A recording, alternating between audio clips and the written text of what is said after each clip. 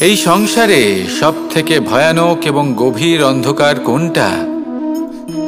সেটা যখন মেঘ সূর্যকে ঢেকে দেয় এবং সংসার অন্ধকারাচ্ছন্ন হয়ে ওঠে, নাকি তখন যখন সূর্যাস্তের সময় ঘনিয়ে আসে, সূর্য ঢলে যায় এবং এই সংসারে অন্ধকার ছেয়ে যায়, নাকি সেই অমাবস্যার রাত্রি যখন চতুর্দিকে ঘন অন্ধকার থাকে এবং চন্দ্রমার প্রকাশ কোথাও থাকে না?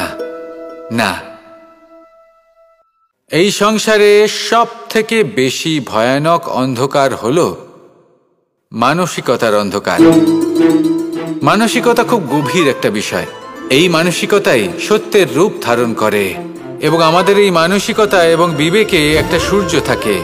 যদি আমরা এটা জীবন থেকে বের করে ফেলি, তাহলে নিরাশা, হতাশা, অসফলতা এর এমন এক ঘন অন্ধকারে আমরা ফেসে যাব যে তার থেকে বাইরে বের হওয়া প্রায় অসম্ভব ব্যাপার হয়ে দাঁড়াবে।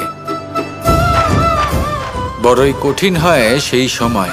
সেই জন্য ইতিবাচক মনোভাব থাকা খুব প্রয়োজনীয়। এটা ভাববেন না যে এটা আমার সাথে কেন হলো, এই সমস্যা কেন এলো, ওই ব্যক্তি আমার সাথে এটা কেন করলেন। এটা ভাবুন যে আমি জীবনে যে পরিস্থিতিতে দাঁড়িয়ে আছি তার থেকে আমি ঠিক কিভাবে বাইরে বেরোতে পারবো। যতই ঘন অন্ধকার থাকুক না কেন, খুব ছোট একটা প্রদীপের প্রকাশ আমাদের পথপ্রদর্শক হয়ে দাঁড়াতে পারে। আর আমাদের জীবনে এই ছোট্ট একটা প্রকাশ হলো আশা। এই আশার একটি কিরণ আমাদের অত্যন্ত গাঢ় অন্ধকারেও পথ দেখাতে পারে। তাই এই আশাকে সবসময় মনে প্রজ্বলিত করে রাখুন।